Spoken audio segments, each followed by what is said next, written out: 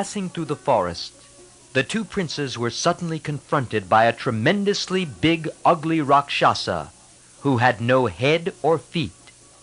His mouth was in his great belly, and he had two enormous arms. Without moving from his place, he would stretch out and clutch a tiger, a bear, or any other living thing within reach and swallow them. He had only one eye, which was placed in his chest, but which was terrible to behold. Caught by this monster, the princes were for a while surprised and considered what to do. Then Ram told Lakshman, "Let us not be confused. You will cut off one arm, and I shall cut off the other." And so they did. The name of the monster was Kabanda, which means the barrel-shaped one. Once his arms were severed, he was helpless and began to explain.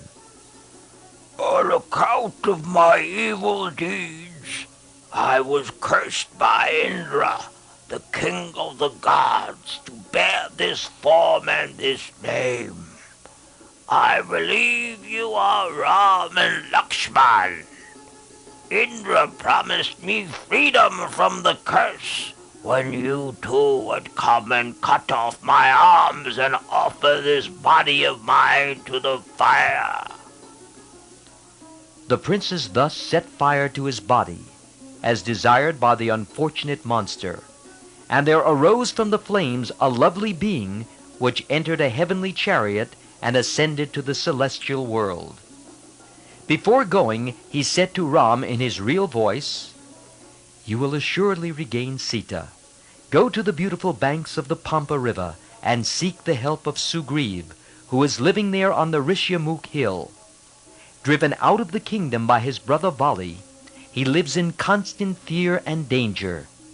Gain his friendship, and you will succeed in your attempt." Saying this, Kabanda disappeared.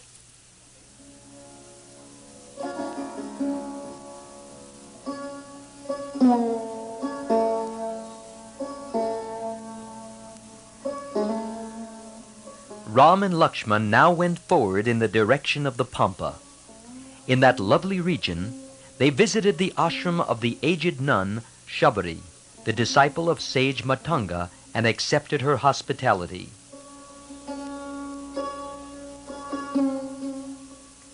Shabari was a woman of a forest tribe and a faithful serving sister in the ashram of the old saint Matanga. When he departed this life, she too wanted to die, but he said that the time was not right, and she should await the arrival of Ram, an incarnation of Vishnu, for the bliss of his sight was in store for her. So the old and wrinkled woman lived her saintly life, looking faithfully after the ashram as of old, and keeping it sweet to receive the promised guest. When the princes came, she produced the fruits she had gathered and kept for them, and described and showed to them the wonders of the Matanga ashram. Then, with their leave, she kindled a fire, and, entering it, ascended to heaven.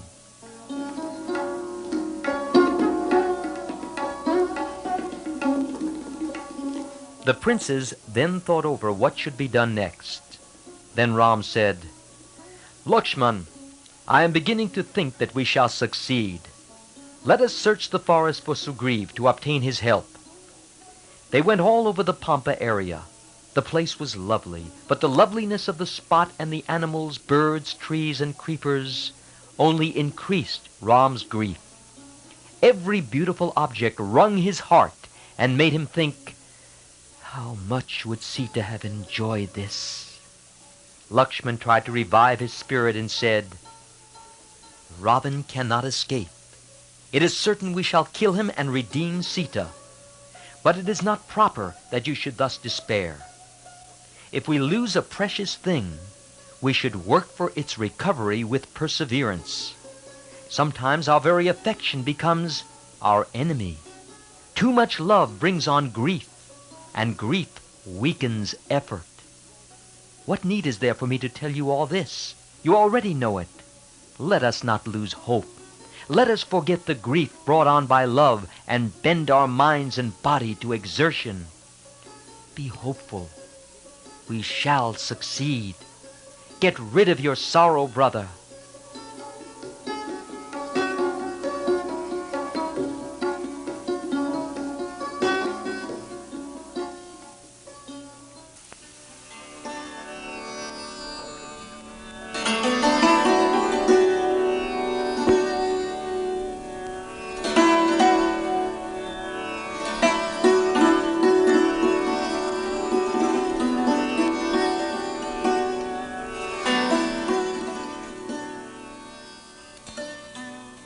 The fugitive Prince Sugriva and his faithful adherents, with the watchful vigilance of fear, saw Ram and Lakshman roving in the forests and were troubled with doubts. Having been ejected from his kingdom by Vali, Sugriva chose this mountainous spot because he believed that it was made inaccessible to Vali by the curse of a sage. And now he feared that here too Vali, in disguise, was following him in order to kill him. Or else he feared some warriors taking the side of Vali were there to kill him. Sugriva belonged to a monkey-like race called Vanaras. Though they had some animal characteristics, they also were highly intelligent like human beings. Hanuman was Sugriva's chief minister. He reassured Sugriva, saying, "This is not Vali, nor are they friends of Vali, it seems to me. There is no ground for fear. I shall go and talk to them and find out the truth." Sugriva was pleased and said, Do it, but be careful. Go find out the truth and come back. Use all your skill. I am full of suspicion. They behave as if they are searching for someone. Could it not be that it is me they seek? Taking the form of a Brahmin, Hanuman approached Ram and Lakshman. As he went and stood in front of them, a confident feeling possessed his heart, and he started speaking out frankly. Hanuman went forward to learn the truth without revealing himself. But as he went on speaking, he threw all caution away and told in detail all about himself and the Vanara king.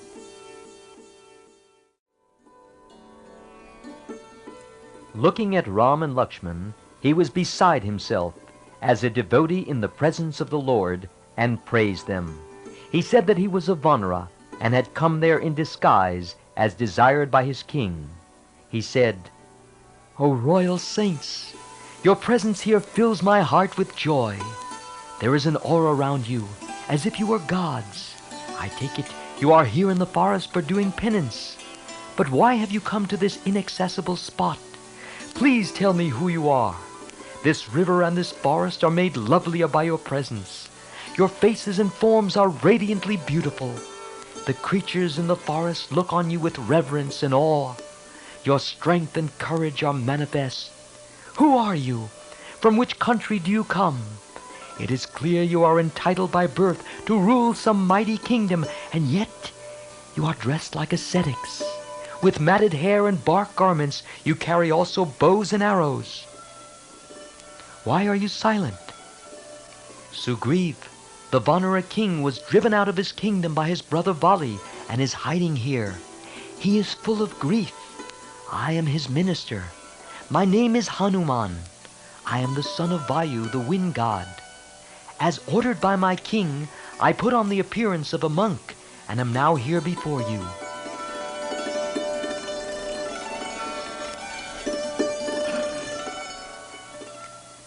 Listening to these courteous words of Hanuman, Ram said to Lakshman, "Brother, this speech of Hanuman has inspired me with confidence.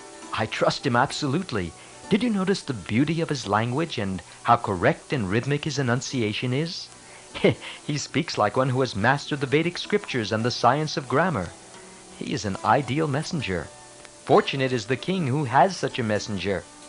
He whom we are searching for is himself in search of us. We came here to see Sugriva, and he has sent his messenger to us. Let us welcome him."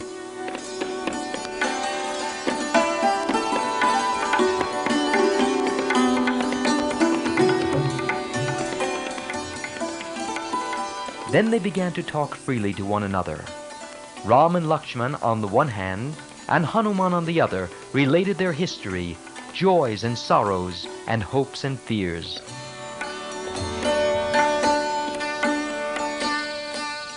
As a result of this talk, Lakshman conceived a great affection for Hanuman and said to him, "My brother, born to great wealth, the eldest son of an emperor, has left his kingdom and come to the forest. Here his wife, dearer to him than life itself, was abducted by Ravan, who had by a fraudulent trick lured us away from the hermitage where she was. We seek Sugriv's help to rescue her and recover her, for a demon told us, if you secure the help of Sugriv, the Vanara king, you will regain the princess stolen by the Rakshasa. And so we are here. We seek the friendship of your king." Hanuman answered, "Sugriv too has been persecuted by Vali and deprived of his kingdom and his wife. It is now certain that he will regain both. My king will gain much by your friendship, and with his help you will also succeed in your efforts." Then the three went to Sugriv. The way was such that only a Vanara could traverse it. Hanuman resumed his natural shape and carried both the princes on his back. As friends and lovers embrace each other, Hanuman, the loving servant, rejoiced in carrying his lord on his shoulders.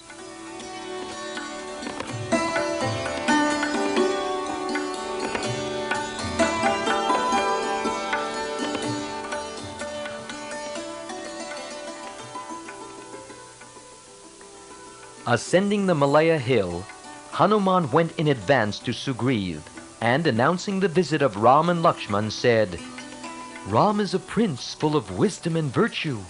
He is the eldest son of the famous Emperor Dasarath. To fulfill his father's promise, he left Ayodhya with his brother and wife and came to the forest. King Dasarath was compelled by his younger wife, in fulfillment of an unspecified promise given long ago, to banish Ram. In the forest, taking advantage of the prince's absence, Ravan carried away the wife of Ram. Ram has come here, seeking your help in finding her. The princes are worthy of your friendship. You too will gain greatly from friendship with such heroes." Sugriv assumed the form of a handsome man and had a long heart-to-heart talk with the princes. Stretching forth his hand to Ram, he said, "Princes, if you care for the friendship of a Vanara, here is my hand. Please accept it. Hanuman has told me all about your virtue and greatness." Ram clasped his hand and embraced him. Soon Hanuman got together some wood and kindled a fire. Circumambulating the flames, Ram and Sugriv swore mutual friendship. They vowed, "Let us share our joys and sorrows. Let our friendship be eternal."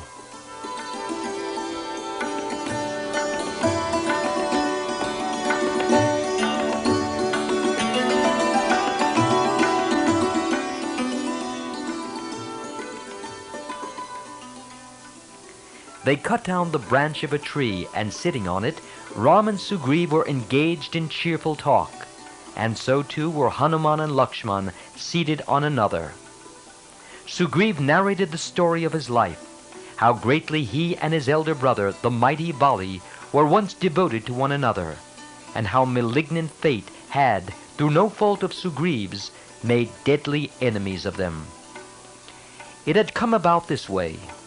Once a Rakshasa named Mayavi came at midnight to the gate of Kishkinda, their capital. He vauntingly challenged Vali to instant combat in pursuance of an ancient feud. Vali, who never refused to fight, rushed forth impetuously, followed by Sugriv. And seeing them, the Rakshasa fled. Pursuing him, they saw him disappear into a great cave, the mouth of which was overgrown with brushwood.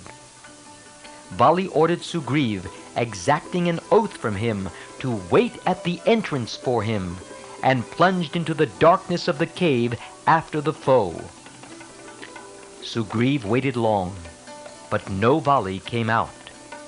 And as he stood racked with doubt, indistinct shouts and groans, which seemed to his horror-struck ears, his brothers issued from the cave. Then there gushed out of it foaming blood, which made him sure that Vali had perished in the struggle. To make sure that the victorious Rakshasa would not rush out in the elation of triumph and destroy Kishkinda, Sugriva blocked the entrance of the cave with a huge rock and returned to Kishkinda with his tale of Vali's death.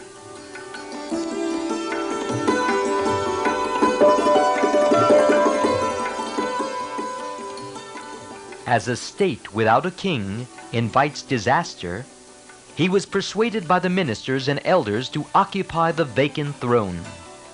While he was enjoying the sweets of power, like a bolt from the blue, Vali burst forth on them, haggard with wrath and wounds. He accused him of treason and unnatural conduct towards one who was his brother and his king. Then he drove him out with scorn and contempt, as a wretch too vile to live, but whom he hesitated to slay only because he was also his brother. So, by a cruel fate, he had been deprived of his home, throne, and all, including even his wife, and had to seek asylum in the forest with a few faithful friends. Here at least he was safe, for Vali had been forbidden by a sage from entering these precincts, else he would die instantly.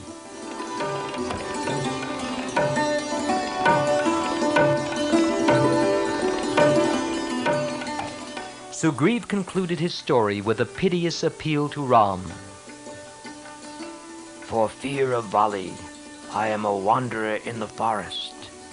I live concealing myself here. Would you kill Vali and restore to me my kingdom and my wife? Ram answered, "Certainly I will. Vali cannot escape this bow, rest assured." As Sugriva and Ram were talking thus, in the Ashok grove far away, the left eyelids of Sita throbbed, which is a good omen for women. At the same time, the left eyelids of the Rakshasa king also throbbed, as an evil sign.